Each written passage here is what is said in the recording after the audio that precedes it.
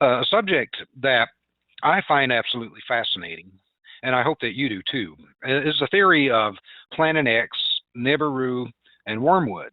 Now, as you know, in the Bible, wormwood is it's mentioned in the book of Revelations, actually. And it's a translation. I guess it is it's from Greek. The Greek text is absinthos, and that translates into English as wormwood, and that's the English language version of the Bible. And there are other languages have like Hebrew in the Old Testament, la'ana, which means curse, and that means the same thing in Arabic and Hebrew. Now, the only clear reference that that this named entity occurs in the New Testament is in the book of Revelations. And the quote is, "The third angel sounded his trumpet, and a great star, blazing like a torch, fell from the sky on a third of the rivers and on the springs of water. The name of the star is Wormwood. A third of the waters turned bitter, and many people died from the waters that had become bitter." And that's in Revelations 8, 10, and 11. Now, that could be that can mean a lot of things. I've heard I've heard it being interpreted as, well, back when I was growing up, during the I don't know if you'd call it the height of the Cold War, or as the Cold War was winding down in the 60s and 70s. A lot of people thought that meant, ICBMs coming from the Soviet Union, the mutually assured destruction. We launch, they launch, they launch, we launch, and the whole world gets annihilated in thermonuclear war. And so that could be one person's interpretation of a great star falling from the sky.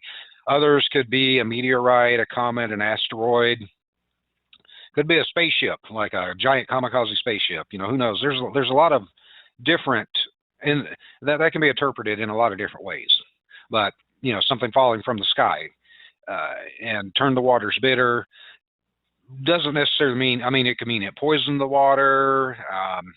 If you've seen the movies, and sometimes you wonder, has Hollywood been conditioning us with like the movies with the alien invasions and occupation of planet Earth, movies like Armageddon and Deep Impact, where these giant asteroids and comets basically were going to cause an extinction level event. And well, only in Hollywood could something like that be averted. In real life, I don't think so. And depending on your school of beliefs, no one knows who's right, no one knows who's wrong. Could have been created 6,000 years ago. The universe could be 6,000 years old, or it could be billions of years old. Who knows? Who knows what really wiped out the dinosaurs? The prevailing theory, and let me stress that word theory, is before they discovered the crater down in the Yucatan Peninsula, the prevailing belief was that they died from, I think, volcanic eruptions. And then the prevailing theory, once that giant crater had been discovered, was that an asteroid had hit the Earth some 65 million years ago, and that wiped out the dinosaurs. And all you got to do is look at the surface of the moon, and you can see it's been hit by a lot of things, or that could have been old volcanic eruptions. Who knows for sure what? None of us are really there to see it, so who knows what the truth is. But doing my research, I wanted to not use my speculation and observation because I dabble in astronomy because it's just fascinating to me. But anyways, I wanted to read through different publications and sites and try to find something that I would basically say would be compelling. And this one article I found is on a site called kRSchannel.com, and it says, "Does Planet Nibiru exist, and is Nibiru approaching?" We've all heard I don't know if we all have, but a lot of people have heard that this could be happening. But anyways, this is what they have to say about it. The new information on Nibiru is more mysterious than its own origins. Not too many people know the true details of Nibiru and why it exists in our solar system. So the author basically wants to give you some information. Now, let me tell you some basics first about this planet. Planet Nibiru, which was referred by the Sumerians as Planet X, was supposedly the 12th planet in our solar system. And the true meaning of Planet Nibiru is planet of crossing. In the hydrophilic of the Sumerians and Egyptian, they talked about how Planet Nibiru had an elliptical orbit, as opposed to our normal horizontal orbit, and it took around 750,000 years to come between Mars and Jupiter. And when it did, it created devastation on all the planets during its flyby. Archaeologists Zachariah Sitchin and Burak Eldam also suggested that this planet, which looks a lot like CR-105 with the similar orbit. However, the crossing path of CR-105 is very different than Nibiru or Planet X. Nibiru's 80% of orbit lies much further from the Sun, where CR-105's orbit is 60% away from the Sun and 40% near the rest of the planets. And according to historians, Tiamat, a planet which had lain between Mars and Jupiter around 510 million years ago, was a victim of Planet X as Tiamat collided with one of the moons of Nibiru. It crashed, broke into half, and as one half became the asteroid belt, the other half became Phobos, Mars, of the moon of Mars. And while the other half is our home, planet Earth. Out of destruction comes life. And that's a quote from a Hindu ancient text, Bhagavad Gita. Now, this planet has known to be, and it depends on who you ask, 20 times bigger than Jupiter with a burning moon, which acts like Nibiru's personal sun. And since Nibiru goes much further away from our sun, the theory actually makes sense and stands out. The Anunnaki, who are supposedly citizens of Nibiru, came to planet Earth around 25,000 years ago and gave a lot of knowledge and detail to the developing humanoids, whom at the time didn't have the brain capacity or thinking power to comprehend what the Anunnaki were saying. Even the Mayans had predicted the existence of Nibiru, and according to them, a certain dark energy in the shape of a planet which will be coming near Earth in the distant future. And every time this planet came around, the entire civilization of Earth was wiped out.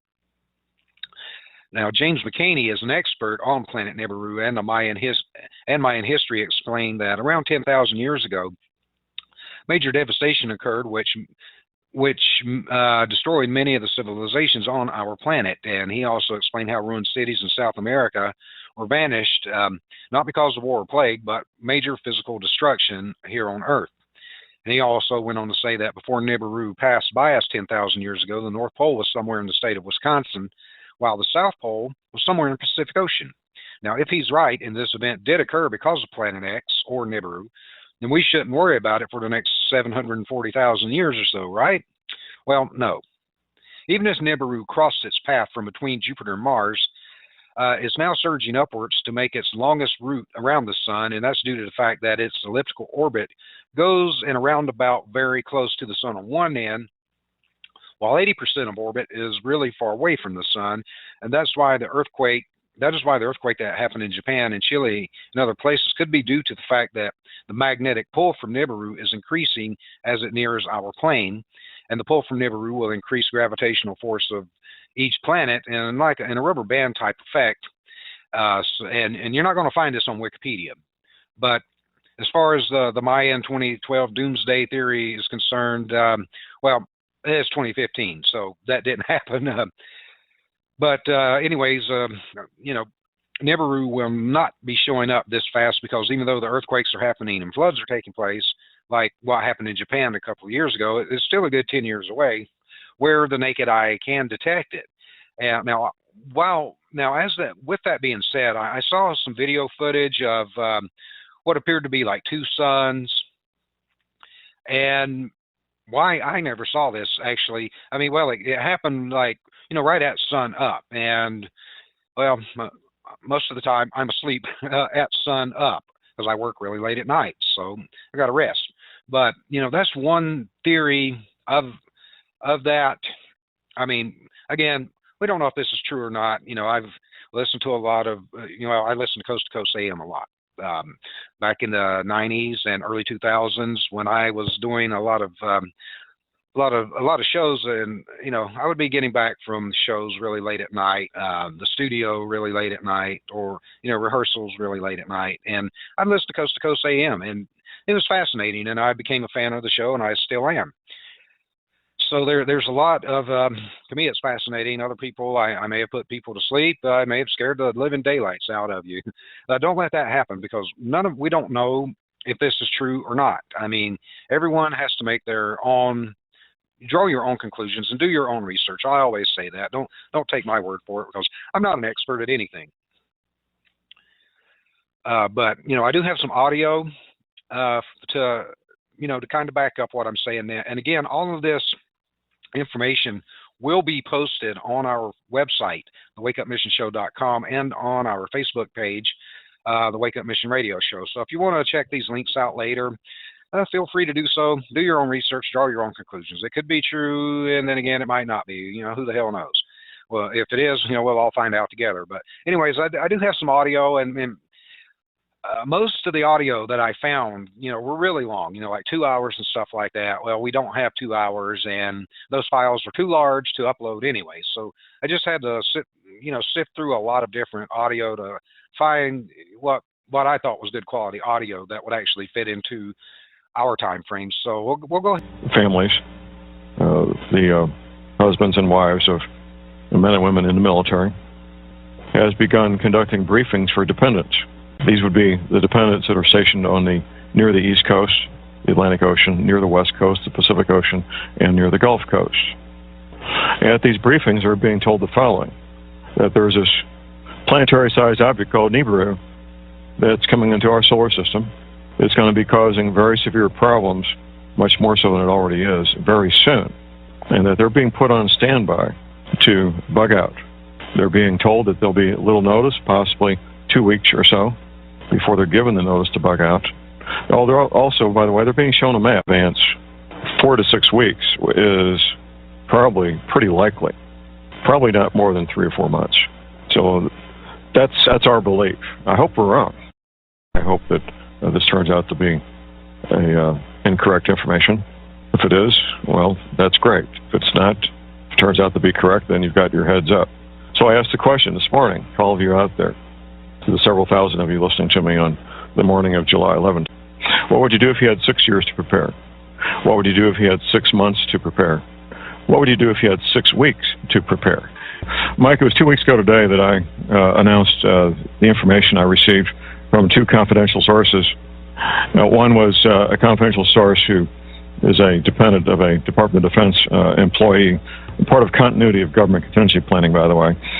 Not all DOD and not all government employees are part of COG, continuity of government contingency planning. Anyway, at this briefing, which they had to sign a non-disclosure agreement before the briefing began, they were told that they were being put on standby for evacuation, that they may get as much as 2 weeks' notice, they may not. And they started telling these dependents about Nibiru, Planet X, and how this planetary-sized object was going to cause massive flooding on all coastal areas. And that was pretty much it for that source. The second source is in the Department of Homeland Security, and that source basically confirmed what the first source said without going any further on that. And then the following day, or the same day, I should say, you came up with your own sources, Mike, and why don't you tell us about those?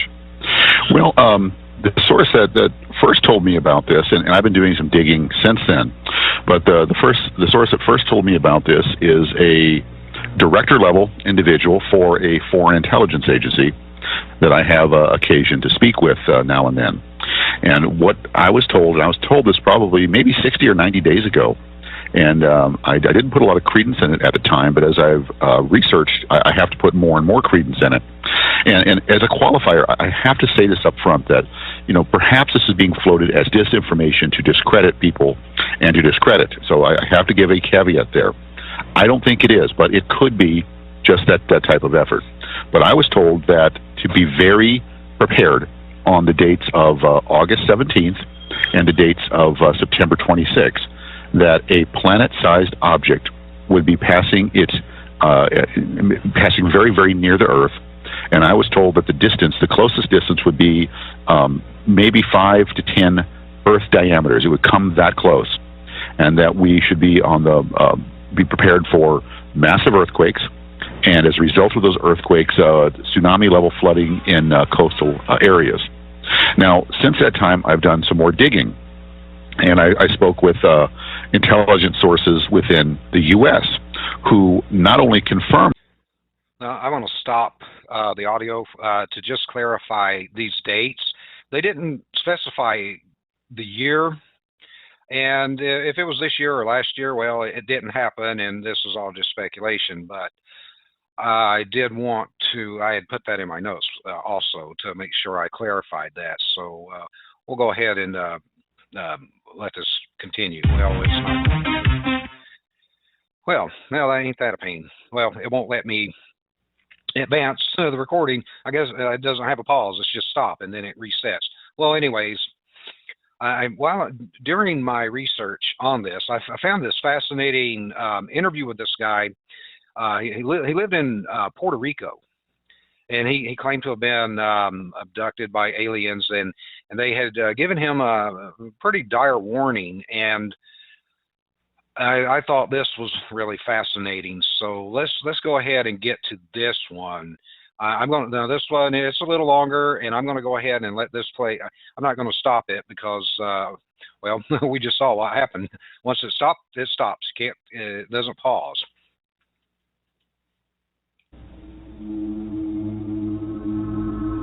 On the morning of May 14, 1988, Amaury Riviera, a young man from Puerto Rico, photographed a giant disc, followed and circled by 2 jet interceptors.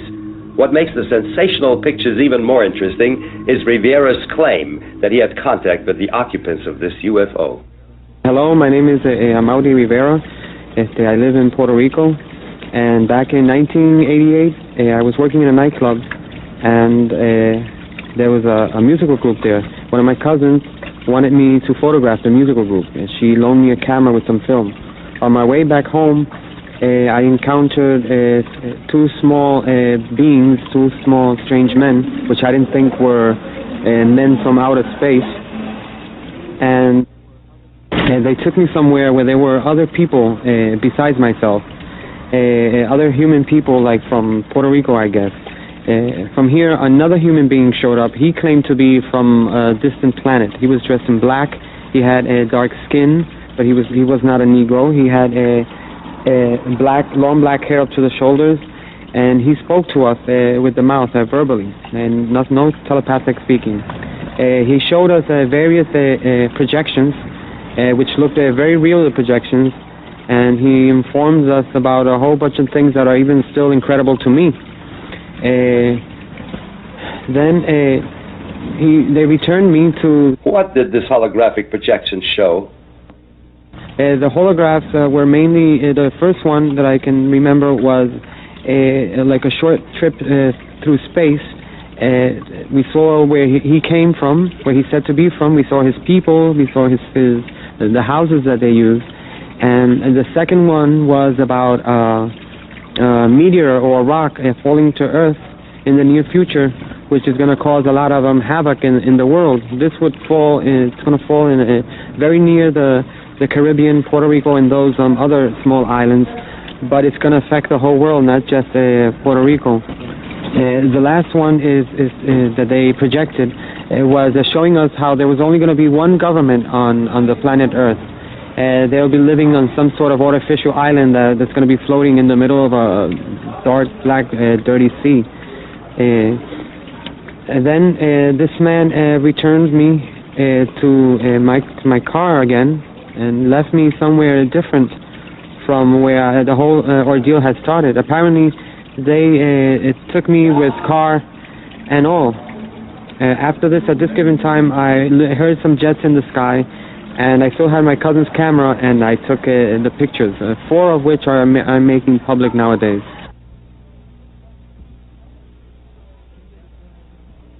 So the jets followed the UFO? Yes, it was. They seemed to be surveilling it. I only got to capture just one of the jets in the photograph, but there were 3 of them. Or maybe I got in one of the photos one, and in the second or third I got one of the other ones, because they would go around it very far away, and while this one was closer, and turn, very far, very far. And by the time this one was coming back, another one was turning over there.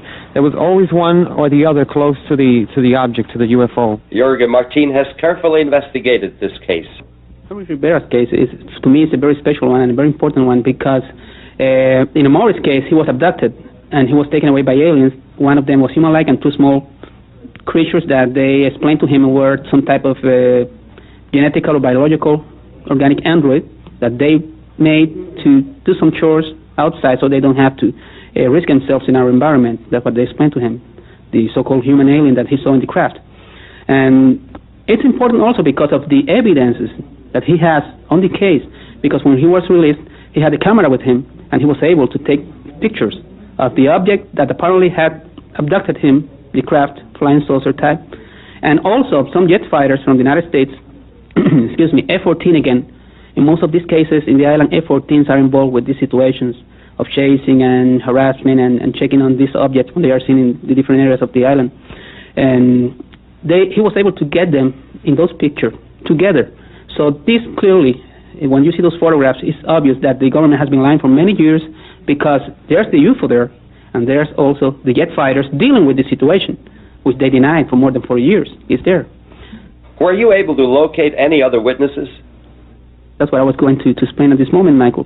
The Amori's case is also very important, because I have several people who apparently had been contacted by the same alien that abducted Amori and the small ones that were with him in a separate fashion. They have nothing to do with Amori's incident. This being, this human-like alien, is contacting people all around the area of the southwest of Puerto Rico. I have people from the town of Yauco who seem to have been contacted by this man. I have this fisherman, Andres Maldonado, who I got in contact with Amori, because he told me several things Amori had told no one before, only I knew them, about the name of the alien and all the details that he was using to check on the people who really may have been in contact with the same being the night he was abducted, because there were about 14 other people there in the craft that night. And when Maldonado told me all this information that he couldn't know because he was not involved with Amori's case, I got them together. And at this moment I have about 3 different people who seem to have been in contact with the same alien. So they are doing something, and they are getting in contact with more and more people and preparing people for something. And this is very important, because all this corroborates Amori's incident also. Other witnesses contacted Amori himself. So far, between 1988 and 1992, I've been able to localize 7 of these people, because I've gone on different TV shows and different articles, and I've always been asking if anybody remembers anything similar happening to them, and that year, during that time, Mother's Day, to please get in touch with me. And I've gotten in touch with hundreds of people, but out of the hundreds, 7 definitely were there with me. I still have 7 to go. Maybe I'll never find them. Maybe they'll see this. You investigated the Rivera case, Colonel Stevens. What was your impression? Well, of course, Jorge Martin took me to meet Amaury Rivera shortly after I got there with the Mexican team to study some phenomena in Puerto Rico. And when I first met Amaury, he was very reluctant to describe his case, because it still frightened him to think about it. And it took some time before we could develop enough confidence where he was comfortable talking to us about the case. But he would still tremble when he thought about it. He would turn pale. He'd become weak. He was frightened. But he has now reviewed the details and the points in sufficient length and depth that he can face the experience without the trauma, which he has learned to do. And today, or yesterday, we saw for the first time that he is able to manage his emotions well enough to describe that contact in considerable detail. You carefully analyzed the Rivera photographs. We took the pictures, yes. We took the pictures taken by Amaury Rivera to a NASA consultant facility in Scottsdale, where we put them through a computer analysis using latest state-of-the-art equipment. And we found that both the disc-shaped craft seen in the photographs and the aircraft are considerable distance from the camera, between 3 and 5 miles. We discovered that the jet fighter was moving and that the disc-shaped craft was moving relatively slow or not moving at all. We discovered that the ambient light conditions were correct in all respects. We were able to eliminate montages, paste-ups, reflections, models, all kinds of forms of technical manipulation of photographs, and we had to conclude that the pictures were real and that they were exactly as described by the witness when he took the photographs. Noch dazu wurde Amaury Rivera eingeschüchtert und unter Druck gesetzt, seine Fotos herauszugeben.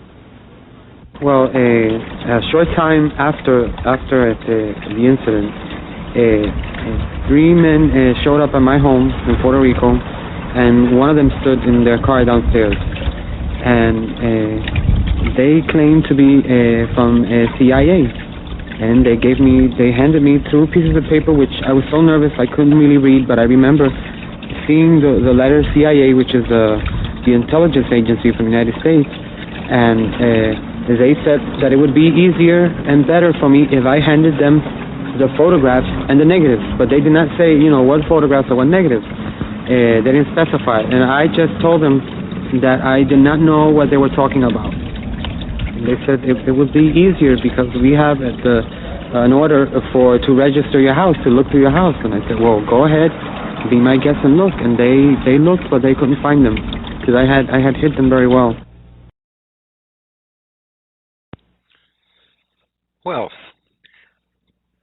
is this guy full of it, looking for his 15 minutes, or was he telling the truth? Well, who knows?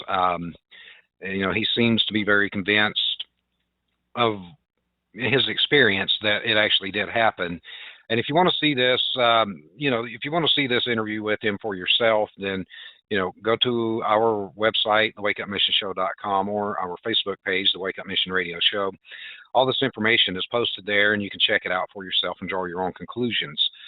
But one thing I wanted to interject before we get back to Nibiru, I've seen, watching like Science Channel, Discovery, and what have you, what the shows with aliens, and they, one thing that most of the scientists do agree upon is, for long distance space travel, carbon-based organic life forms wouldn't fare too well unless, they had like some kind of faster, some way to travel long distances over short periods of time, like wormholes, faster than light, warp speed, whatever you want to call it. And that, artificial, if you want to call them robots, androids, or what have you, well, they had theorized that, when people talk about their experiences with abductions with the Greys, that the Greys aren't actually, they may be sentient life forms, but the Greys are actually these, like what this guy was explaining, the Greys are actually, like an artificial biomechanical life. So that I thought that was interesting when he mentioned that, when they said, they do like, menial tasks and chores that wouldn't be safe for a carbon-based organic life form. So, I just thought, oh, okay, that kind of connects those dots, and that's what we try to do here. And again, this is all just theory. Could be true, could not be. We don't know. None of us were there. But it's a fascinating subject. Well, for me anyway. So, when I, doing more research, on this website called Inquisitor, this just happened back this past January. And it said that, has science just admitted Planet X Nibiru exists? And believers say that the people that believe this, wholeheartedly, they think that full disclosure is coming.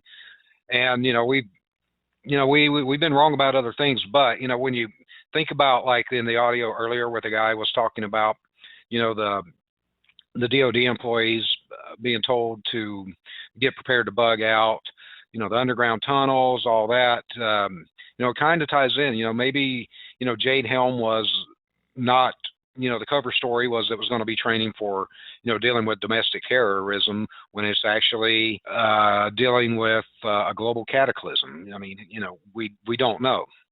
But anyways, from this article that John Thomas Didymus, I guess that's how you say that, Didynus, Well, anyways, he says that astronomers may have inadvertently revived the Planet X Nibiru conspiracy, because this has dominated the internet a few years ago. It kind of kicked up when that meteorite, when it hit in Russia a couple years ago.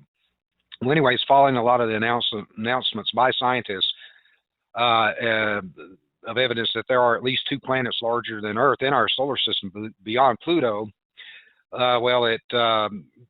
they say that the believers of this system, the Planet X Nibiru cataclysm believers, have been saying that the governments are preparing to disclose the truth to the masses. And scientists had announced in a new study published in the journal Monthly Notices of the Royal Astronomical Society letters that there's at least 2 planets likely bigger than Earth that are undetected in the outer fringes of the solar system, and they are thought to exist beyond the orbits of Neptune and Pluto. Now, according to Professor Carlos de la Fuente Marcos from the Complutense University of Madrid, who led the study, the evidence supporting the conclusion comes from observations of a belt of space rocks known as the extreme trans-Neptunian objects, or ETNOs, orbiting the sun beyond Neptune. And these rocks were found to show an unexpected orbital characteristics that can be explained only by assuming that their expected paths are being distorted by some massive but unseen astronomical body nearby. And it was quoted as saying the excess of objects with unexpected orbital parameters makes us believe there are some invisible forces are altering the distribution of the orbital elements of the ETNO, and we consider that the most probable explanation is that other unknown planets exist beyond Neptune and Pluto, and the exact number is uncertain, given that the data is limited, but our calculations suggest that there are at least 2 planets and probably more within the confines of our solar system. Now, the term Planet X, it has its origin among astronomers in the period after the discovery of Neptune in 1846. After Neptune was discovered, several astronomers speculated that there might still be another planet beyond Neptune, and Percival Lowell proposed the Planet X hypothesis to explain observed irregularities in the orbits of Uranus and Neptune. Now, at first, the astronomers thought they had found Planet X when Pluto was discovered in 1930 by Clyde Tombaugh, but they soon realized that Pluto was too small to explain the observed effects on Uranus and Neptune, because these 2 planets are gas giants. They're not as large as Jupiter or Saturn, but they're a lot bigger than Earth. They're huge planets. Well, anyways, this realization sparked a renewed search for Planet X, and it was abandoned in the 90s after analysis of measurements of Neptune obtained from the Voyager 2 suggested that the inaccuracies in the estimation of the mass of Neptune could explain the observed inconsistencies in the Uranus orbit, and that they kind of just abandoned the hypothesis. But the discovery of hundreds of so-called trans-Neptunian objects, or TNOs, and most of which were identified as part of the Kuiper belt, consisting mainly of icy bodies with orbits similar to Pluto's, and it led Pluto to being demoted from the status of a planet to a dwarf planet and a member of the Kuiper belt. Well, I've actually heard this lady on Coast to Coast AM, Nancy Leader, and she's a fascinating interview. Well, back in the 90s when they were giving up on this, Nancy Leader founded a website called Zeta Talk and claimed she was in contact with extraterrestrials from the Zeta Reticuli star system, and she proclaims that she's been instructed to warn mankind that a large planetary body she called Planet X would pass into the inner solar system and cause our planet to undergo a pole shift that will destroy civilization. And she also claims that Planet X, it's about 4 times the size of Earth, would arrive in May of 2003 with catastrophic consequences. Well, here we are 12 years later, that didn't happen. And others who had adopted her idea associated it with the December 21, 2012 Mayan apocalypse. Well, that didn't happen. And they adopted the term Nibiru, and it's originally a technical term in ancient Babylonian astronomy, but it was basically derived from internet doomsday cults from the work of Soviet-born American writer Zecharia Sitchin, who claimed that civilization was originated by the Anunnaki, that race of people that they believe they believe exists from Planet Nibiru. Well, the identification of leaders Planet X seemed natural due to Sitchin's theory in his book, The 12th Planet, that ancient Babylonian lore indicates there is an undiscovered planet called Nibiru beyond Neptune, and the Anunnaki live there.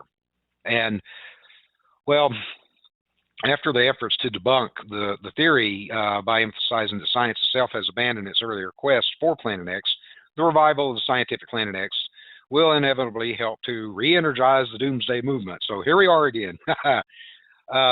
So that, you know, there's a lot of talk. You know, it's been met with ridicule, and even by those that spent, you know, hours studying in an attempt to debunk it, only to find that they are now believers, and there are evident stirrings of feelings of vindication among these cataclysm believers who have long insisted that the government had been covering up the truth about the existence of this planet. So I guess we'll all find out together. You know, again, you know, there's nothing set in stone, and this is all fascinating stuff. But I wanted to run some audio because if this really isn't happening, why are they talking about it? And it's not necessarily this subject, but I don't know when this occurred, but they were talking about, you know, this particular type of event in Congress. So take a listen.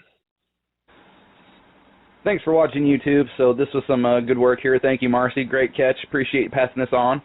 This is from Third Rock from the Sun TV show back in, I think this is 1996. This is the first season. I used to like this show, actually. Not too bad. Anyway, take a listen. And yet everyone on the planet gets all worked up about these pointless little behaviors, blissfully unaware of the great vaporizing meteor due in 2015. Which obviously doesn't exist because I'm kidding! You detected even a small one, like the one that detonated in Russia, headed for New York City in 3 weeks. What would we do?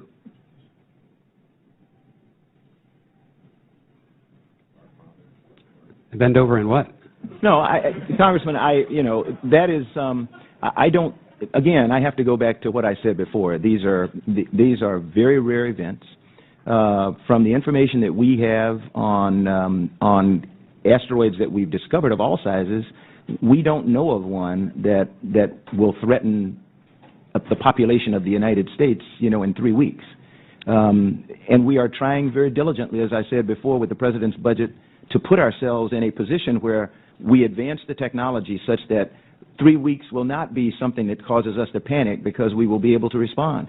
We are where we are today because, you know, you all told us to do something, and between the administration and the Congress, the funding to do that did not. The bottom line is always, the funding did not come, and I don't care whose fault it is, or if it's anybody's fault. We all know what we're facing today, and we're all sitting here today as the Congress and the administration try to figure out sequestration, something that never should have happened, nobody planned to happen, but we're facing it today. And so the answer to you is, if it's coming in 3 weeks, pray. And I second that motion from this gentleman. Be prepared, because, you know, there's really no way to prove or disprove any of this. And it's a fascinating subject. There are thousands of, well, I don't know, but thousands may be a stretch, but there's a lot of hours of audio of this on YouTube. Now, I've got one other clip. I'm not going to play the whole thing. And it was said that it was from a NASA whistleblower, and a lot of it was more visual than audio, because they were showing like some underground tunnels and structures that had been built. But he does have some fairly legitimate information. So we'll play a few minutes of this. The panic and the havoc seen in the Russian Urals last winter when a meteor the size of a house exploded in the skies, well, we could be set for a repeat. Scientists say the huge rock might not have been flying solo as first thought, but rather as part of a group of asteroids which still pose a threat to Earth. RT's Lindsay Franstein joining me live to tell us more about this. Lindsay, good to see you. Oh gosh, let the panic begin. But before we get into what could be what some are already calling the buddies of this asteroid that came down earlier this year, can you remind us exactly what happened back in February? Yeah, that's right, Rory. Who can forget the asteroid on the 15th of February hit around 9:20 local time. An 11,000-ton rock, 18 meters wide, crashed into Chelyabinsk, of course, the mountains that separate Europe and Asia. We've got some sound of what the Russian dash camera, so widely used in this country, actually caught that very important morning, February 15th. Let's listen to what we've got.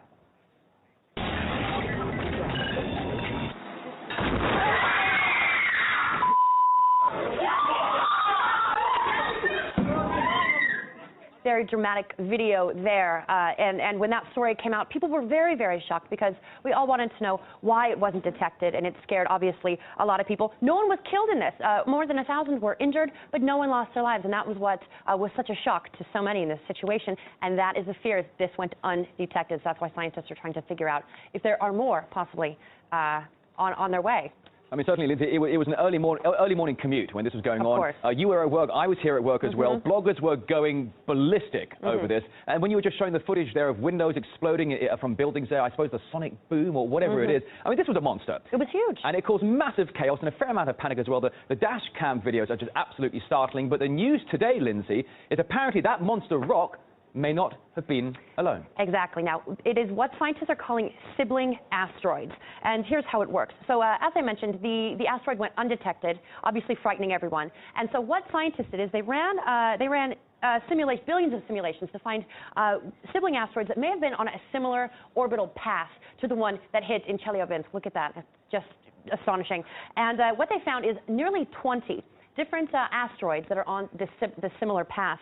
They span between 5 and 200 meters across, and they could one day follow their sibling to Earth if scientists, if they are actually following this asteroid on its similar path. Now, scientists do think it broke up. The large asteroid itself broke up about 40,000 years ago, creating all of these other rocks that are floating through space. But don't panic just yet, because scientists do also say that they haven't gotten a good 2-year chunk of time to monitor these asteroids. They've only gotten a very and they just keep going on about that. Now, the research that I did about Nibiru and wormwood were, these could, one thing that one of the main consensuses that I found was that it has a lot of, Nibiru or wormwood has a lot of junk floating around with it. It's not coming by itself if it is. And, these asteroid events that periodically occur. I mean, if you think back, the Tunguska event, I mean, that was almost, that was around 100 years ago. And that was pretty gnarly and massive. It hit out in Siberia. Well, 100 years in geologic and space-time, that's like a blink of an eye. But anyways, one of the theories of wormwood is there is an entire solar system, which some people who believe in Nibiru has its own sun and other planets and moons coming with it. And that's going to pass through our solar system. And there could be a lot of disruption if this actually did happen. It could, well, change the face of the solar system and could wipe out planet Earth. I mean, look at the asteroid belt and the Kuiper belt. Could that be evidence from earlier collisions with the wormwood event or the Nibiru event? Was the asteroid belt actually a planet at one time? Was the Kuiper belt a full planet at one time? You have to think about all these things. And, like we were all up in arms about Jade Helm 15, that could have just been an exercise, like I mentioned earlier, in a cover story. Like Mars, there's theories that Mars has already been colonized. Could at one time Mars have had, civilization? I mean, just a few weeks ago they, kind of came out and said that, well, we found water on Mars. Well, at one time, was Mars like Earth? Did civilization exist there? And since we're obviously, have been told that we're aiming to go back to Mars, could it be to recolonize Mars and figure out a way to do some type of terraforming to make it a habitable planet? Because it may, Earth might be in the crosshairs of Planet X Nibiru. Who knows? I mean, all of this, it's all just, theory, conjecture. It's, it could be factual. It just could be a bunch of nut jobs. But anyways, we are coming up to the top of the hour, and this type of subject, I could do a month of shows on this, but we don't have time. We have to move on. So again, go to our website and check out the information for yourself. so that kind of concludes this first hour, and I hope you enjoyed it. I think it's fascinating, but we're going to take a break, and then in a few minutes we'll have our guest for today, Randy Shannon, on. So stay tuned. Are you there? I am here, and I'm so glad to be here. A lot of people say it, but I genuinely mean it. So I really I love you, and I love Shalene, and it's just, you guys are like home. This is the family that I love. You know, you're my kind of people. So well, I genuinely thank you. mean It's that mutual. from my heart. Yes. Well, so, it's mutual. Thank you. Oh, thank you. Thank you. You know, that first hour, I got on maybe 10, 15 minutes before it was over, and I was listening, and gosh, everything that was said is so critically important for everyone to know. But, you know, there is another side, because we are still here, and we still got to make the best of what we got while we're in it. And, right. Yes, and so I found myself, you know, I've really been in this walk for quite a long time, and my grandfather, he's probably 98 years or something. He's right around there right now. And so when I tell you from the time I was a small child, I remember his prayer, and I remember him telling me about the different things that would be coming. And, you know, you guys had talked about Nibiru, et cetera. And, you know, he told me these things when I was a small child. I'm 47 years old now. And, you know, so when I talk to him today, he's still around. And, you know, that's cool. Yeah, he listens to all kinds of late night radio shows. He can't really see too much anymore. He's basically blind for all intents and purposes. And he's a World War II vet. He had dysentery, so it still battles him today. He still has repercussions from that. He nearly lost his life. Wow. I like to tell a story. You know, when cigarettes used to still be cigarettes, now they're all very chemical laden. But when he was a smoker, as a young man, he was a bombardier on the airplanes when he was in the war, and he said one time they had to do an emergency landing in one of these countries where cannibals were on the ground, and so they made their emergency landing, and they were instantly surrounded by cannibals, and everyone was thinking it's over, except for my grandfather, who was very calm, and he knew he had the Lord on his side, and back in those days they had the white T-shirts, and they would roll up their pack of cigarettes in their sleeve. Right, so right. And so he said, you know, if this is it, this is it. And he takes the cigarettes out, and he actually passes them around to some of the cannibals. And everybody was smoking. Nobody could communicate to each other, but he gave the peace offering. And they all stood there and smoked, and the cannibals did not eat them. He's still alive today. Wow, that's scarier than actually the bombing raid. That sounds like maybe Papua New Guinea. Was that where they? Yes, that's where he was. You're educated on that. Awesome. That's exactly where he was. So yeah, that may actually have been where he got the dysentery too. I'm not sure. It could have been, you know, and I don't know if still to this day if that's still practiced there, but that's you know. There's places on this planet I really don't want to go, and that's in the top 5 list. I don't want to go there. You know, it's like I love the tropics. I'll come down to Florida and hang out with you. That's as tropical as I want to get. Anytime. There's no cannibals down here that I know of. So you never know. Right? You never know. Yeah. Oh, so wow. his line was smoking doesn't always kill, because that's their tagline, smoking kills. But actually today's cigarettes, you know, they do kill a lot more. So. So that was one of his great topics, yeah. Wow, that's a great story. Well, you know, with you know, back in those days, you know, that was standard issue along with your rifle and your mess kit. You got how many an X number of packs of Lucky Strikes to go with you. Yeah. That was just part of it. That is a fascinating story. I bet he had all kinds of great stories to tell. You know, because a lot of guys don't really want to talk about that. I had an uncle. You know, he was a lot older, and he fought in the South Pacific. And you know, when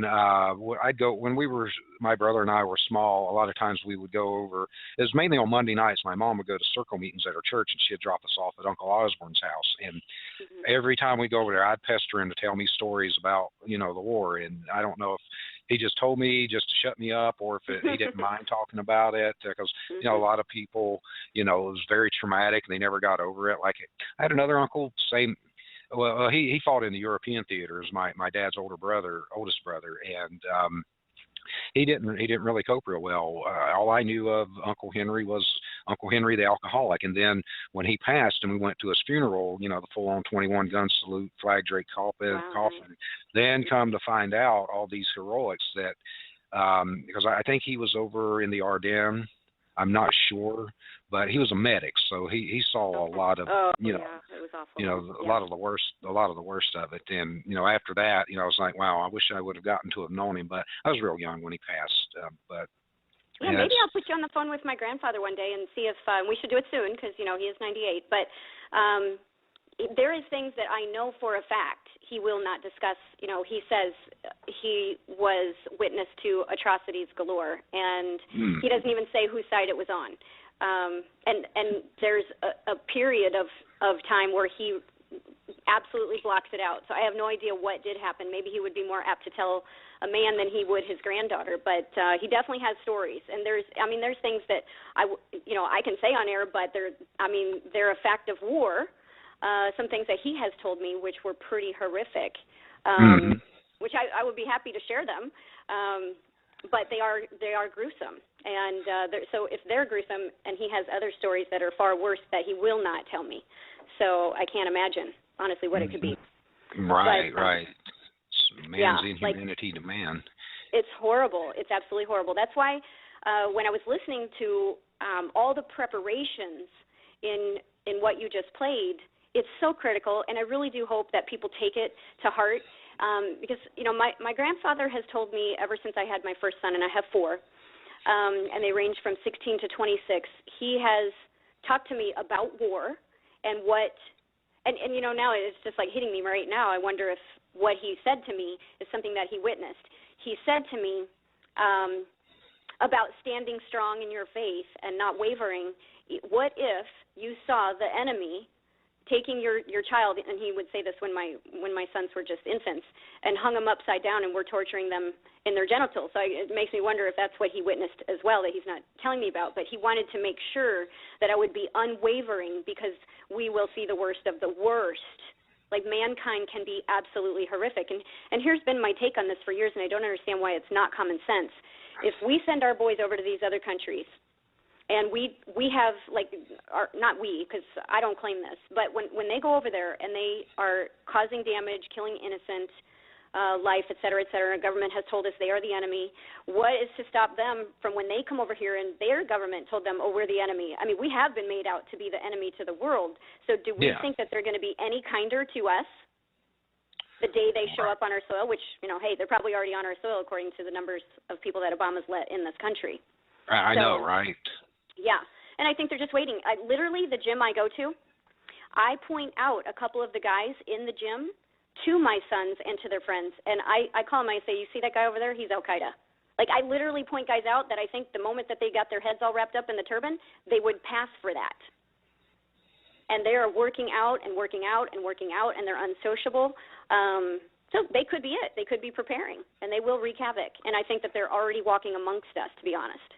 I'm with you. I mean, you know, the immigration system as a whole, but you know, in particular, the southern border has gone unchecked for so many years that there's no telling who has come over here. I mean, when you look back historically, like within the past century, our government, and you know, you can attribute it to the Albert Pike letters if you believe that, you know, the elite, the Illuminati, Bilderberg Group, Trilateral Commission, you know, the usual suspects as to why they want to let this happen and have our country become infiltrated with these types of people. I mean, the CIA and our government has been meddling in the affairs of these other countries for, almost 100 years now. No wonder a lot of them are pissed off. I would be pissed off too if there was somebody from another country. Yeah, why does anybody still send their son or daughter off to the military right now? Pull back, and then they have nothing. I mean, but you and I, we do our best, but we're still not getting to the masses. So then there's all these other radio shows that pop up, which is great, and then there's the Fox affiliate one that we do on Saturday mornings. You know, so we do talk about it, but honestly, two people on that show have already been visited by the feds. So, like, we have to be. It's not that we don't believe everything that like you and I can say on this program that we can't say on the other one because they get visited by the feds. So they do have their squashers of the truth. They're out there. I can attest to this. No, trust me, I know. It's like, freedom of speech, that's an illusion. I mean, I know. It is an illusion. Yeah. I spent 6 months in the L.A. County gulag system for freedom, for First and Second Amendment issues. So trust me, hon, I lived it. I know. Yeah. And I didn't even do anything, in this day and age, especially with the passage of the Patriot Act, you don't have to do or say anything. All it takes is for somebody to accuse you of doing something. And, what we were taught in school, that whole innocent until proven guilty, that's a total crock. The onus is on you to prove your innocence. You're guilty until proven innocent. And that's just the fact of life. I mean, we've got the largest prison population on the planet. And, yeah, there's a lot of, scumbags that deserve to be in prison, but I firmly believe there are a lot of innocent people that are in prison. Oh, I do too. For bogus reasons or complete fabrications and lies, and you can tie it into the prison for profit industry too.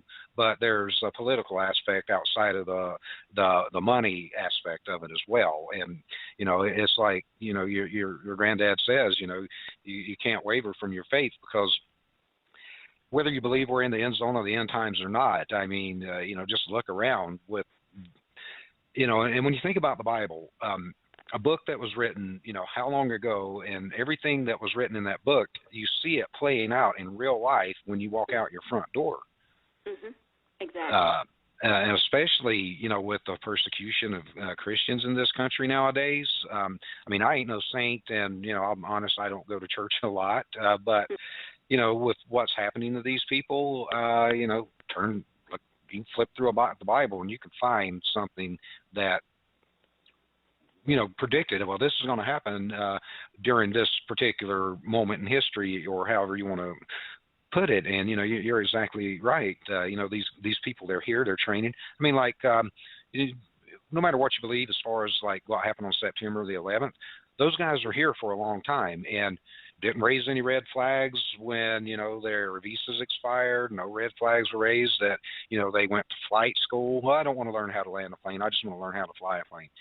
That would send off some pretty serious alarm bells in my head if somebody told me that. I would be like, hey, wait, why does he don't want to learn how to land?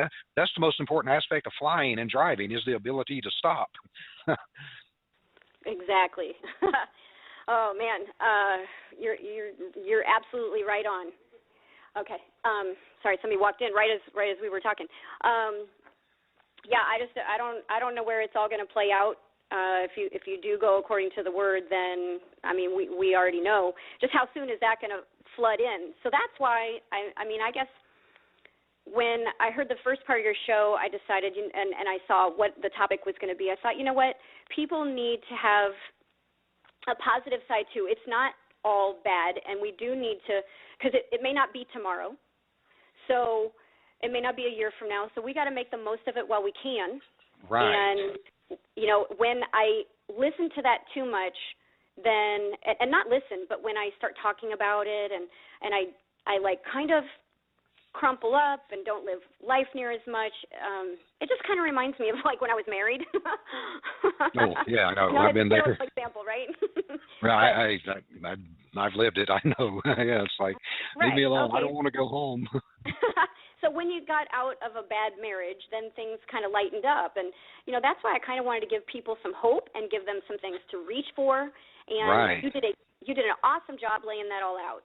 And yeah, I did an awesome job of bringing everybody down, so now it's your job to bring everybody back up. Bring everybody positivity. Okay. Well, every single move that we make, it counts in one way or another. And think about it. You are only as strong as your commitments. Think about the relationships, your business relationships, churches, whatever it is. So for starters, let's just use the Bible as an example. So in John, and I never really talk Bible, but there's a couple things. I heard this message, and I wanted to kind of relay it. In John 6:50, it says, "This is the bread which cometh down from heaven, that a man may eat thereof and not die." So there's commitment. That's what he's basically saying. Do this, not going to die. there's commitment. All things pertaining to life and godliness for sinners of every nation. I don't really like to say sinners because, it says that he doesn't interact with the dark. So who repent and believe in him will not die, period. So there's the commitment. The church is only as strong as the commitment. The stronger you are, the more committed you are. If you go to the church and you don't commit, you have no right to expect anything. Maybe. It's kind of like a bank account, and you can't withdraw out of the bank account if you don't deposit, right? So if we don't commit, then you can't receive. So your commitment will set free the blessings that you are having on hold right now. And that can be, I'm relating it to the church right now, but I'm going to relate it to everything else here in a minute. So in John, now this is what struck me. I'd never seen this before. John 6:66. Interesting, right? 6 right there. Okay. So you go to that verse in Scripture, and many of his disciples went back and walked no more with him. That's what it says. So in 6:50, he talked about commitment. Do this, and we're committed. But in 6:66, a bunch of them left, and they had no more commitment. And so he lost those. Those were the quitters, the non-committers, etc. So then in John 6:67, he says to the last 12, will ye also go away? In other words, he's not changing his ways. It's his way or the highway. It's going to be done right even if he's the last man standing. So he's saying, hey, you going to go too? If so, that's fine. Go, because I'm not going to change. He's not going to change his standards, and we can't change our standards either. So you're either with it or get off the train. So then in John 6:68, Simon Peter answered him back and said, to whom shall we go? And basically in translation, that means you're the best, there's none better. So now let's relate that to life. Not that that's not, but I'm just saying. That is talking about commitment. I'm not going to change my standards. You're either with me or get the hell out of the way. And I probably shouldn't use that word when I'm talking Scripture, but that's the bottom line. With me or get out of the way. So we all want the best. We want the best commitments. We want the best standards. We want the best relationships. We want the best quality of life, especially in the times that we're in. So what do we do with it? We put this into life now, like in our relationships right now, in our businesses now, or our job, or about just being a great American and standing now. What do we see all over in the politics? We see a bunch of weasels, a bunch of spineless, worthless criminals not standing. What do we see at the county level? What do we see in the banks? This is all we see is just low, worthless, spineless, standard, non-committing types of people. And we have to interact with that all day long. I literally, Randy, which in case the audience didn't get it, there's two Randys on today. I know. Right? So that's just a good thing right there. I know, we got the coolest names. Exactly. So I wake up literally happy every single day. And then I go out into the world, and then I run into all these people that are sleepers, they don't care, they just put out the lowest, most minimal effort all around me. And so, my kids are like, Mom, you're so amazing in business. You're this, you're that, you're so high energy. My kids think that it's so great because they now are going out into the world and they're experiencing this lack all around them. So we have to put this into life right now. And people either are committed or they're not. It's one way or another. So take your job, for an example, or if you're a business owner, which I am. I do traditional business. I do network marketing. I don't take it lightly. I put my heart into everything. I will work 18-hour days. I will work 24-hour days if that's what it takes. I don't care. Sleep can come. I will get it another day. If something needs to be done, I commit.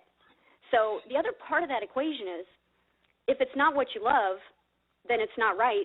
Go out and replace it. So if it's a job, get a different job. Get something that you love. All the money in the world isn't worth losing your happiness over it. So get something you enjoy doing, and then it's priceless, literally. Yeah, you're right. And our guest last night, he said that same thing. And I'm sure you've heard this saying too.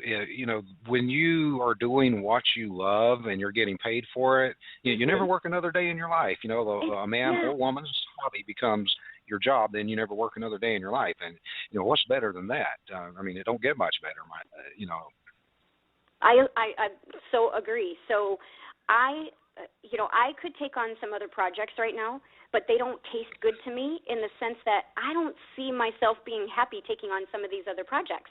In the last week, I was asked to invest in something. I'm not hopping on that because I can't see feeling really good about it. And even if it made me a bunch of money, what I would lose was far greater. I would have to be worrying about tracking my money. I'd have to be worrying about what's flying out the door the wrong way. I can't do those kinds of things. Or if I know that there's a project that I could take on that could be extremely lucrative, but I'm dealing with flaky people who are not reliable, then it's not worth the headache to me, and I won't touch it, or I will back out of it.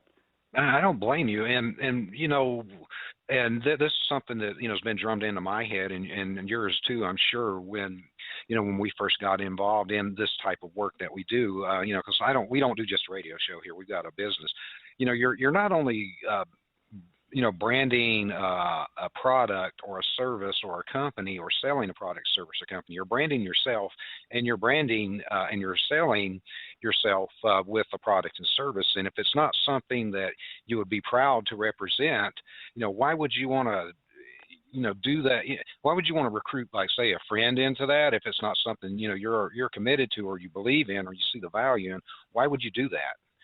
Exactly. So, if you're not in a job that you don't love, or you're not a business owner of something that you love, get rid of that and you will relieve all that stress that you're dealing with right now. Start something of your own. You guys are involved in stuff, I'm involved in stuff, and it's fulfilling and it's happy. It's not that there isn't days that don't have stress, but okay, so now let's move into the other, which we kind of touched on, relationships. Is it all it can be? Are you giving it your all? If not, start right now. You liked that person at one time, so if it's if it's repairable, repair it. At least give it that 1,000% effort and do it for a few months. And if it doesn't work, then why are you staying in that misery? Get out of it. But honestly, genuinely be able to say, yes, I did it all. And, some people will differ with me on that. That's okay. They're going to bring up the Bible. They're going to bring up the Word and say, well, I got to stay in it as long as there's not been adultery. Well, I don't know. I said to somebody tonight that's a friend that is up and down in their marriage, and I said, let's say they're 40 years old and they only get to live to be 60. They got 20 years left. How do you want to live those years? I don't know. I can't prove it because there's just not enough in the Bible to warrant it, I guess. But if I'm absolutely miserable and I gave it my absolute all and I've been abandoned in that marriage, I'm out. Why do you want to give the one and only life you have? So, people can do what they want. What's your thoughts on that, Randy? Well, I agree. And, I'm no Bible scholar. I know there's, those who say that, divorce is highly frowned upon. So I don't know if that's exactly what it says in the Bible or that's someone's interpretation that they're preaching that it says. But, the way I view a relationship and a commitment to that is, I see people say, yeah, it takes work. And I'm like, yeah, it does take work. But, there comes a point to where if both sides aren't bringing an equal amount of love and value and commitment and, all the, putting their all into it. I mean, what's the point? And if we, because tomorrow's not guaranteed. You said, like, if someone's 40 and they knew they were going to live to 60, why would they spend that last 20 years? I mean, it's like, go out and rob a bank and go spend that last 20 years in prison. It's going to be the same thing, only you don't have any bills to pay, right? But I guess in my own failings, I'd always look for, perfection, and believe me, I'm far from perfect, but not perfection in a physical way, but just where a relationship was just something easy to do. And that could be, I could be way off base, where it's like, why do I have to work at being with this person when we should just, our souls, bodies, minds, everything just join as one, and we go skipping along our merry way for the next till death do us part things. So I don't know. I'm a complete failure at relationships. So I don't have anything good to add, to that, unfortunately. Well, let me throw one other thing in on the relationship part, because we have a lot of listeners, and, you know, this gets posted out, you know, your show and stuff gets posted out on social media. I posted it out on different things like Google Plus and Facebook and Twitter. You know, I see porn pictures. Now, I'm a woman, okay, so I look for what the males that are in my friends list do. I go look at them, and then I go look to see what their likes are. And if I see them at any way, shape, or form liking porn or pornographic type pictures, I block them completely, because even that I don't want in my life. And so I look at those guys and liking those pictures left, right, and center. I say, why are you doing it? Don't you want the real woman sitting right next to you? And do you really think that the porn girl is going to give you the time of day? Okay, and so why waste 1 second of your life on that trash? You can't touch it. You can't feel it. All you can do is look at it. Go lay your wife down and go look at her. You know, way more fulfilling. Go do that, and then your life will get better. So, and then there's people, you know, like me who just block them completely. I don't like it. I've blocked tons and tons of friends. It was part of the downfall of my marriage, and so I want nothing to do with it, or a guy who wants anything to do with it. So they literally get blocked. So if men, and I can only speak for men because I'm a woman, if men want a good woman, get rid of and not just porn, but just all the junk stuff out of your life, and give all your attention to that relationship, back to commitment, back to high standards, back to wanting the most for you. So what people got to remember is it doesn't matter what they're going through. They need to make no excuses. They need to commit more, serve more, change more, give more, do more, expect more, learn more, all of the above. And if they need to change their career, they need to do it, and do it right now. What are you waiting for? Life, the clock is ticking. And if you love what you do, stick with it. Just give it more. If you're already at that point where you're at that plateau where you're super happy and you don't need to change anything, that's great. But we still have a country falling apart, and they need to just continue to stand and be a better American, and be a better American through social media, through conversations, through going to groups and having conversations and actually trying to make change. So, and then they need to, you know, not question their commitments just because they don't see instant results. Like, look, a lot of people are standing right now in this country, and we're not seeing a ton of great results, but we just have to recommit to this every single day, to what we have, whether it's the relationship, it's the career, it's our country falling apart in shambles. We have to just wake up and commit to this every single day, and you know, we gotta get to the goals in life. Quit fooling ourselves without having these commitments, because commitment is absolutely required. This is where we're gonna grow. So, you know, Jim Rohn, I gave a speech one time. I basically copied his speech for a Toastmasters class, because I didn't have the ability to get up in front of a room and speak.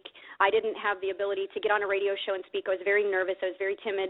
And I listened to one of his speeches one time, and so I used it for my first speech in the Toastmasters group. And one of the lines that was in it, he said, "Bangladesh is hard, America is easy." And we do still have it easy here. We have an uphill battle, because we have a lot of factors at the head that are trying to destroy this great nation, but there is still so many great people, and they're even involved in law enforcement, and they're even involved in the government, and when they stand, this evil head is chopping them, but they still do it. They still do try. They still stand out. I know of police departments right now that are ready for a gun grab, and they're not going to do it. I know of towns where the cops are hot, as in dirty, I should say, is probably a better word. And the good towns know about it. What they would do to be prepared, I don't know. I don't have that inside information. But, you know, I mean, it's not too hard to find out where the dirty cops are, and when crap goes down in this nation, who's going to actually turn on the people and who isn't. It's pretty simple, you know, just see it, who's getting complaints on them, and then what is Internal Affairs doing? Nothing. Look at any big city. They might slap a wrist here or there, you know, or an occasional imprisonment of a cop, but you know, it's not too hard to know where the dirty cops are in this town. And I'm just using that as an example. So just remember that every single move we make counts in one way or another. Think about it like this. When we wash a car, it doesn't make it run any better. To improve its performance, we have to get inside. And that's what I'm talking about here, these commitments and high standards. We in this country, this is such a great nation. We turn lemons into lemonade. We turn weeds into gardens. We turn pennies into fortunes. And it's because we make commitments to do these kinds of things. And we don't need to deal We don't need to play with the hand that life deals us. We can change it all, any day, any moment, at any time that you wish. We can do this. So I was just going to say I agree. And when you think about this commitment, we'd talked about this the week, I believe it was the week before last. The commitment that the founding fathers made when they pledged their lives and their fortunes to each other when they signed the Declaration of Independence.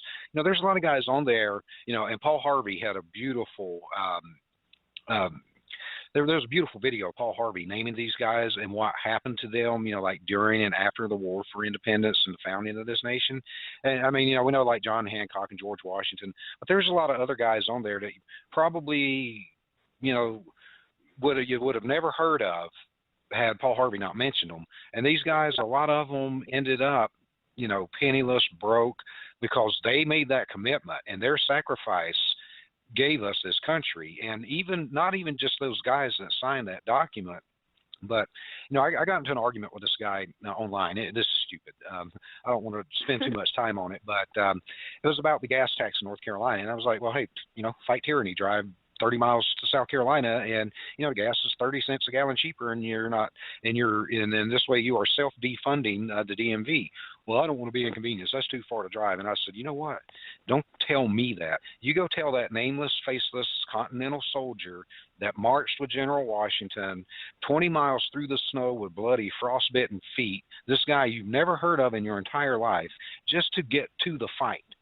Mm-hmm. I was like, he probably didn't want to be inconvenienced either, but he got out and did it. And I'm like, you know, and our nation has become so soft and complacent in that way that people won't make that commitment. They, you know, there's too much of, well, let the other guy do it, or I might lose my job, or I might lose my freedom. Well, guess what?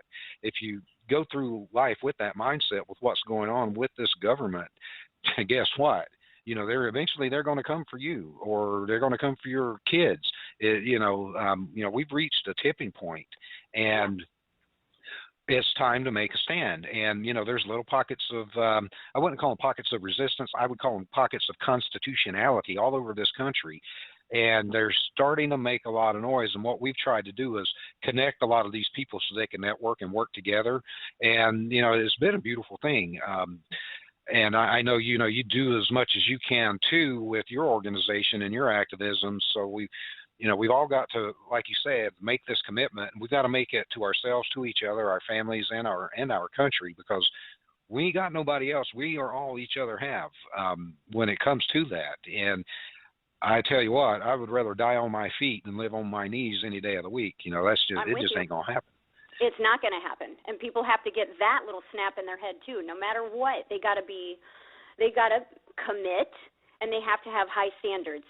And when people start to put those high standards into place, they will take stands, and they will not tolerate the bunk that's going on in this country.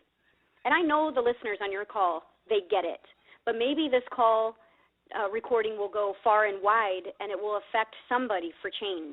And maybe it inspired somebody to stand higher, to stand taller today.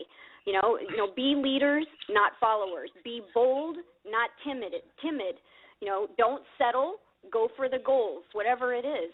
Press on when confronted with adversity. And right now, we're all being confronted with adversity. They're killing the middle class. Everything that should be right is wrong.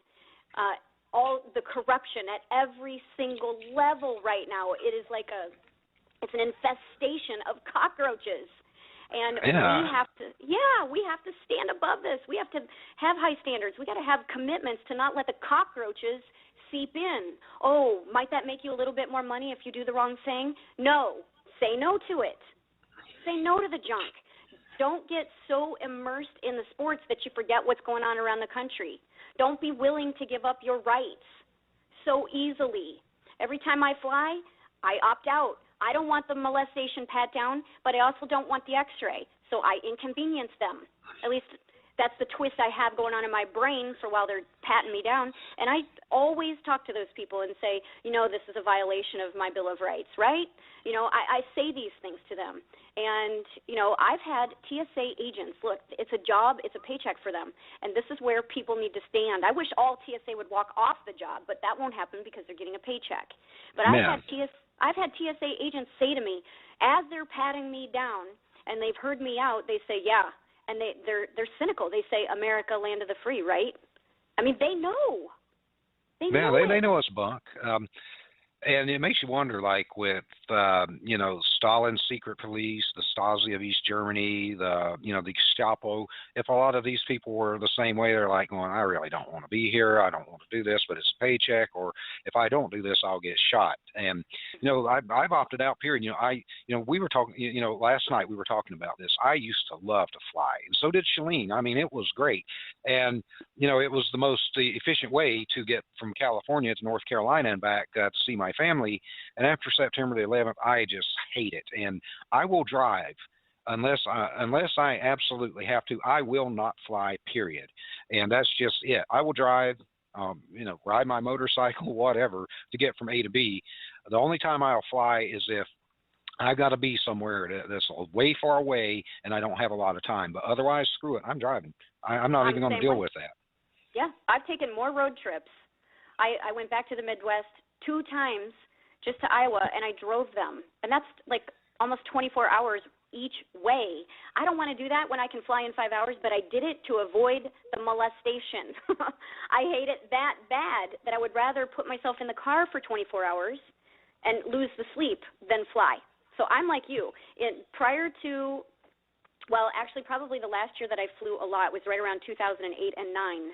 And I flew a lot. I mean, every month I was on at least 1 or 2 flights for business. And I just completely cut it off in 2010. And it's like what you said. It's a rare, rare, rare moment if I fly. Cannot stand it. Because I don't want to go through it. A lot of these people are so rude. They treat you like you're absolute trash. And an opt-out is like a nightmare. They take your stuff away from you when rule number 1 is you're not to be separated from your stuff. So I argue with them all the time on that.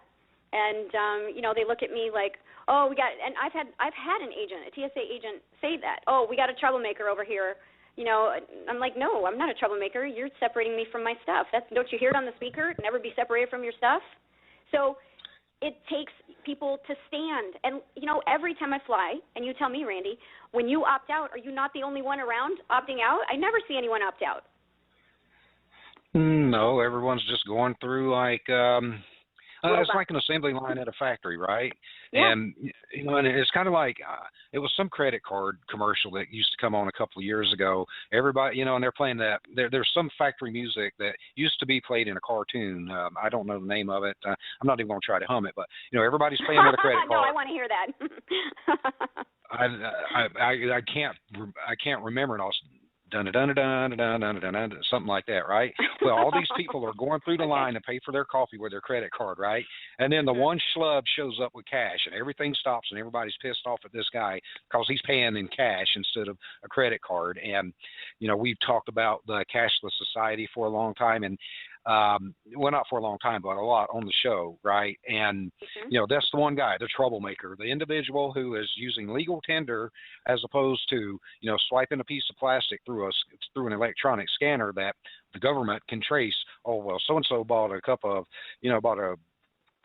coffee with creamer and sugar at 8 o'clock in the morning at the 7-Eleven, whereas the guy paying in cash, they don't have a record of, well, this guy bought a large cup of coffee with half and half and sweet and low at the 7-Eleven at 8:01. They don't have the record of that, and it's and it's propaganda. I'm looking back going, I'm paying in cash. To hell with it. And there's all sorts of ways to opt out, all sorts of ways to fight back. And we were talking about this. It's like.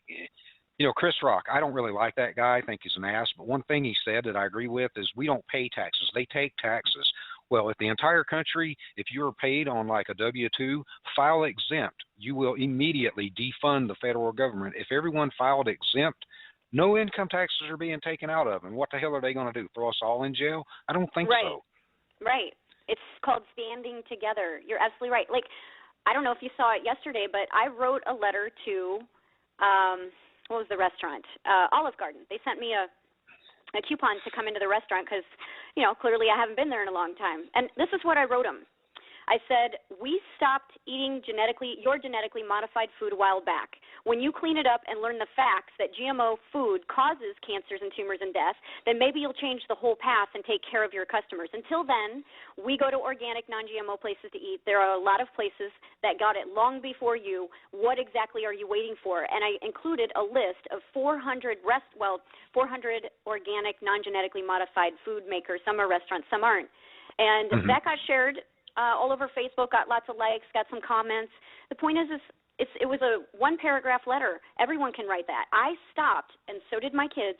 We stopped supporting all of the restaurants around here that that serve the poison food.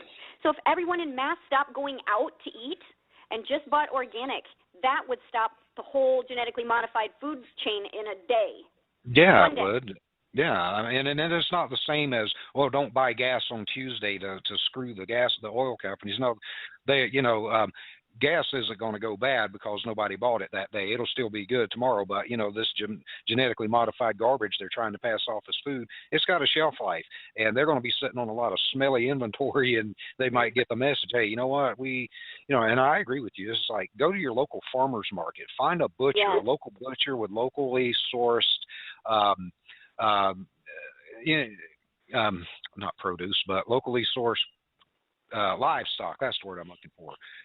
Instead of buying all this crap at the grocery store or whatever, and learn to grow your own stuff. And whether your stupid city says you can or not, grow your own vegetables. What are they going to do? If the whole city grows vegetables, well, this piece of paper says you're not supposed to grow vegetables, and we're going to send the police to your house. Well, if everybody in the city's doing it, then what is the police going to spend all those resources going to everybody's house trying to arrest them? I mean, you're going to end up with a revolution on your hands. And the same thing with like collecting your own rainwater and stuff. If everybody would tell these idiots or these criminals that wear suits and robes, no, your law, what you wrote on that piece of paper is not law. We will not comply. That's kind of like my motto. I will not conform. I will not comply. I'm a long-haired, tatted out, sleeved out, guitar playing, motorcycle riding entrepreneur, and I'm not going to conform. I ain't cutting my hair. I ain't going to work in a corporate office wearing a suit and tie.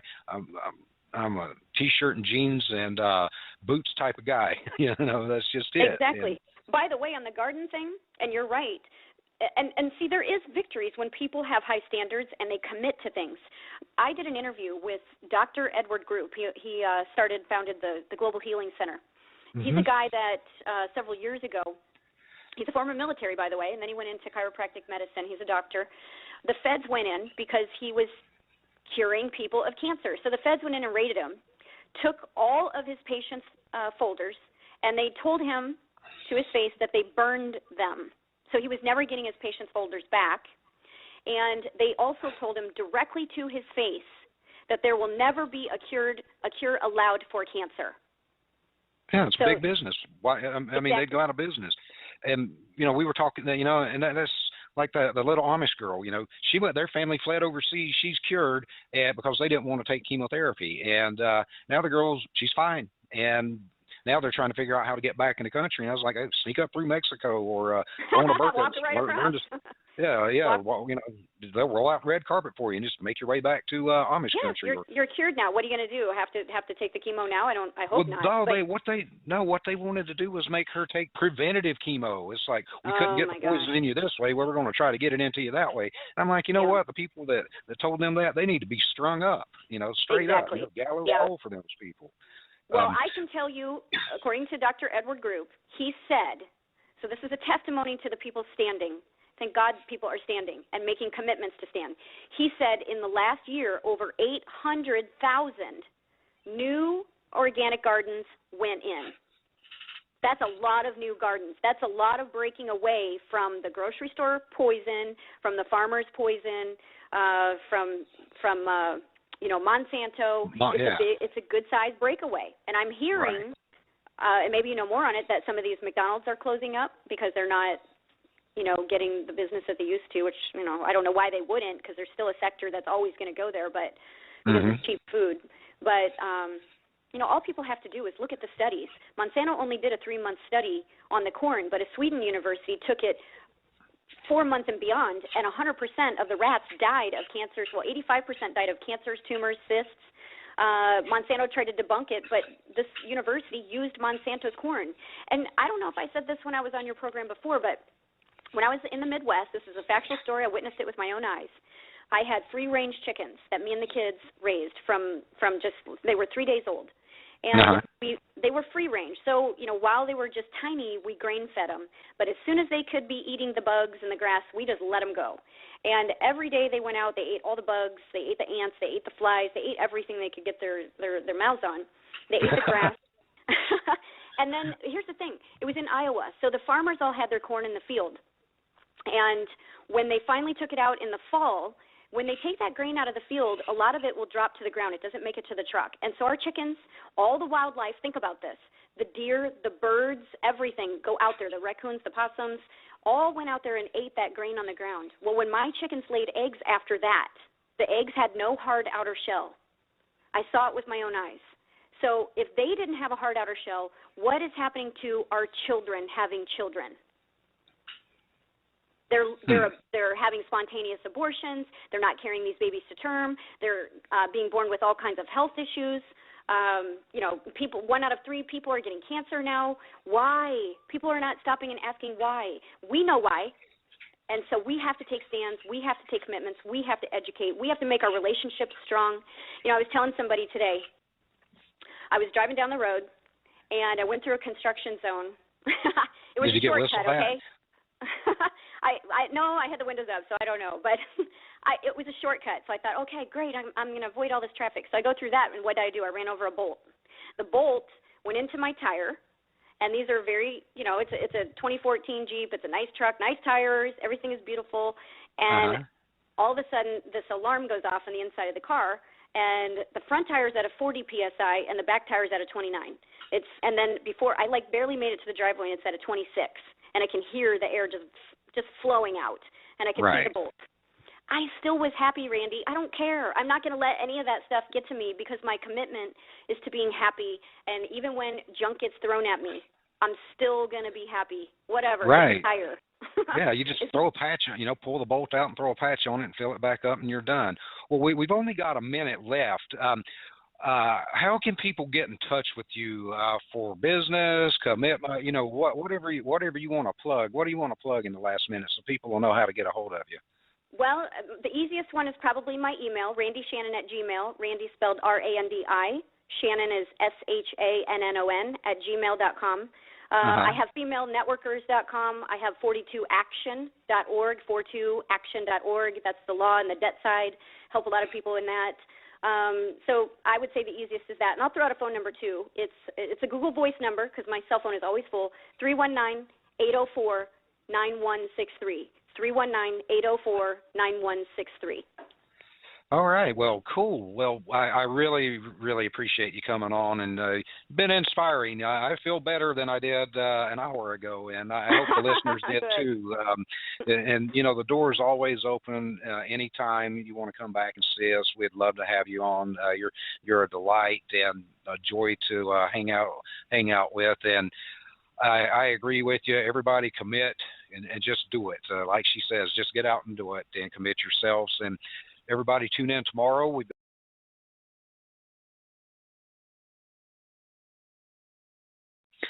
A subject that I find absolutely fascinating, and I hope that you do too, is the theory of Planet X, Nibiru, and wormwood. Now, as you know, in the Bible, wormwood is it's mentioned in the book of Revelations, actually. And it's a translation. I guess it is it's from Greek. The Greek text is absinthos, and that translates into English as wormwood, and that's the English language version of the Bible. And there are other languages have like Hebrew in the Old Testament, la'ana, which means curse, and that means the same thing in Arabic and Hebrew.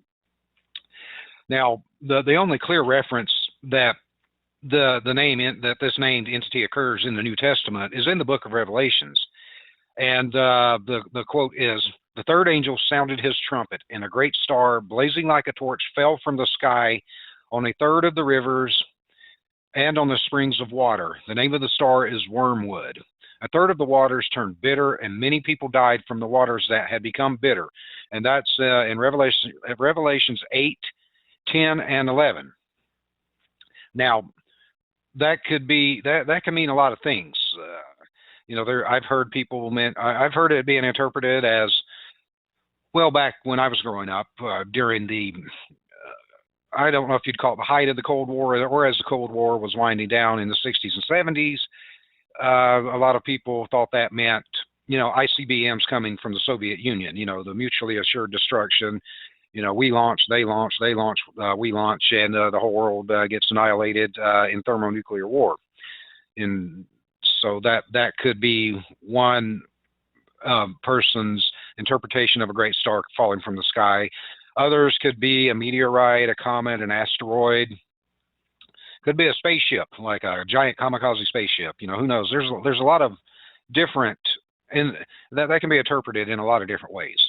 But something falling from the sky and turn the waters bitter doesn't necessarily mean. It could mean it poisoned the water.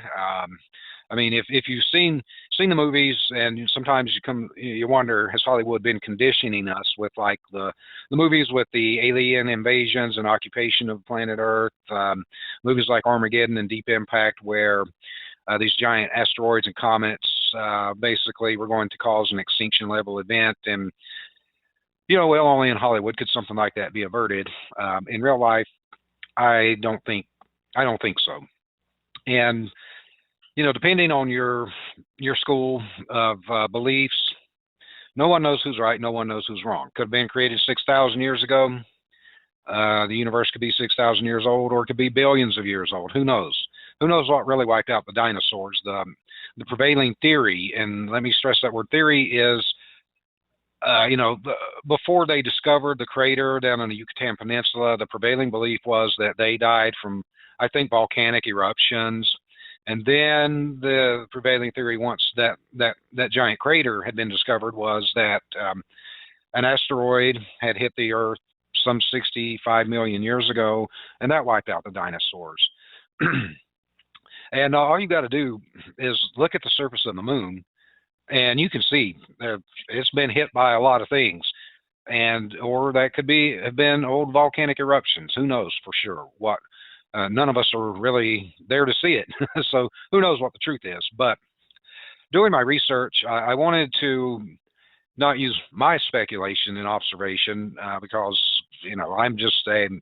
I dabble in astronomy because it's just fascinating to me. But anyways, I wanted to read through different publications and sites and try to find something that I would basically say would be compelling. And this one article I found is on a site called kRSchannel.com, and it says, "Does Planet Nibiru exist? And is Nibiru approaching?" We've all heard I don't know if we all have, but a lot of people have heard that this could be happening. But anyways, this is what they have to say about it. The new information on Nibiru is more mysterious than its own origins. Not too many people know the true details of Nibiru and why it exists in our solar system. So the author basically wants to give you some information. Now let me tell you some basics first about this planet. Planet Nibiru, which was referred by the Sumerians as Planet X, was supposedly the 12th planet in our solar system. And the true meaning of Planet Nibiru is planet of crossing. In the hydrophilic of the Sumerians and Egyptian, they talked about how Planet Nibiru had an elliptical orbit, as opposed to our normal horizontal orbit, and it took around 750,000 years to come between Mars and Jupiter. And when it did, it created devastation on all the planets during its flyby. Archaeologists Zachariah Sitchin and Burak Eldam also suggested that this planet, which looks a lot like CR-105, with the similar orbit. However, the crossing path of CR-105 is very different than Nibiru or Planet X. Nibiru's 80% of orbit lies much further from the Sun, where CR-105's orbit is 60% away from the Sun, and 40% near the rest of the planets. And according to historians, Tiamat, a planet which had lain between Mars and Jupiter around 510 million years ago, was a victim of Planet X as Tiamat collided with one of the moons of Nibiru. It crashed, broke into half, and as one half became the asteroid belt, the other half became Phobos, Mars, of the moon of Mars. And while the other half is our home, planet Earth. Out of destruction comes life. And that's a quote from a Hindu ancient text, Bhagavad Gita. Now, this planet has known to be, and it depends on who you ask, 20 times bigger than Jupiter with a burning moon, which acts like Nibiru's personal sun. And since Nibiru goes much further away from our sun, the theory actually makes sense and stands out. The Anunnaki, who are supposedly citizens of Nibiru, came to planet Earth around 25,000 years ago and gave a lot of knowledge and detail to the developing humanoids, whom at the time didn't have the brain capacity or thinking power to comprehend what the Anunnaki were saying. Even the Mayans had predicted the existence of Nibiru, and according to them, a certain dark energy in the shape of a planet which will be coming near Earth in the distant future. And every time this planet came around, the entire civilization of Earth was wiped out.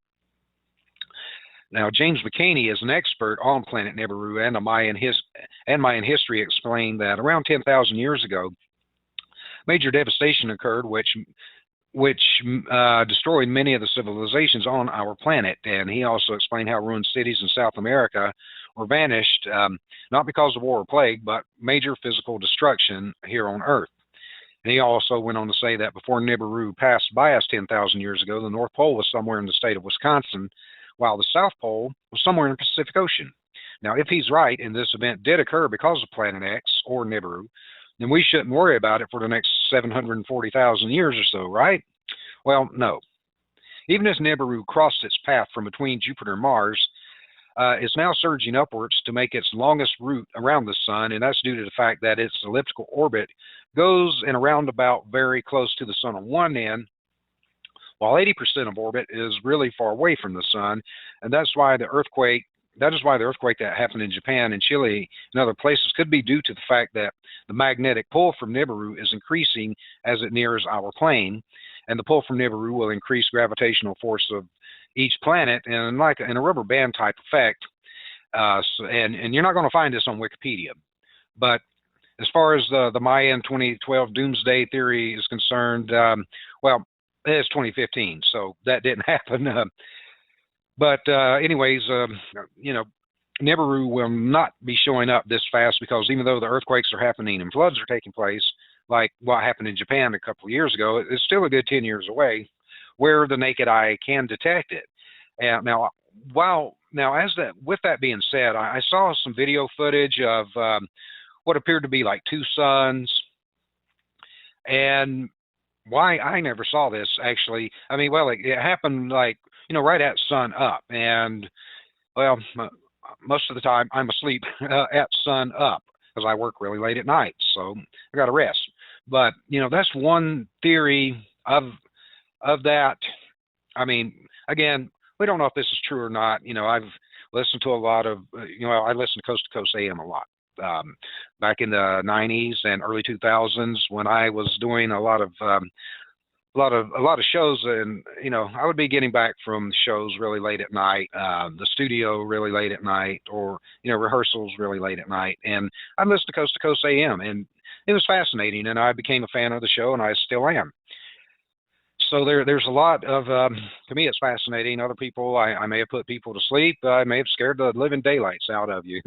Don't let that happen, because we don't know if this is true or not. I mean, everyone has to make their own, draw your own conclusions and do your own research. I always say that. Don't take my word for it, because I'm not an expert at anything. But I do have some audio to kind of back up what I'm saying there. And again, all of this information will be posted on our website, thewakeupmissionshow.com, and on our Facebook page, the Wake Up Mission Radio Show. So if you want to check these links out later, feel free to do so. Do your own research, draw your own conclusions. It could be true, and then again, it might not be. Who the hell knows?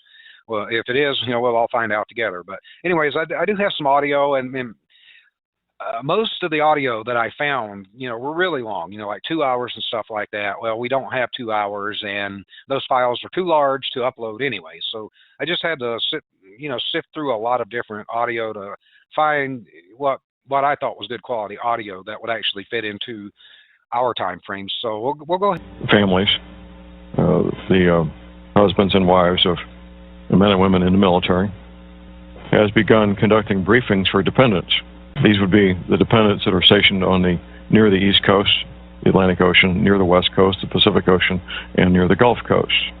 And at these briefings, they're being told the following: that there's this planetary-sized object called Nibiru that's coming into our solar system. It's going to be causing very severe problems, much more so than it already is, very soon, and that they're being put on standby to bug out. They're being told that there'll be little notice, possibly 2 weeks or so, before they're given the notice to bug out. They're also, by the way, they're being shown a map. Advance 4 to 6 weeks is probably pretty likely, probably not more than 3 or 4 months. So that's our belief. I hope we're wrong. I hope that this turns out to be incorrect information. If it is, well, that's great. If it's not, if it turns out to be correct, then you've got your heads up. So I asked the question this morning to all of you out there, to the several thousand of you listening to me on the morning of July 11th.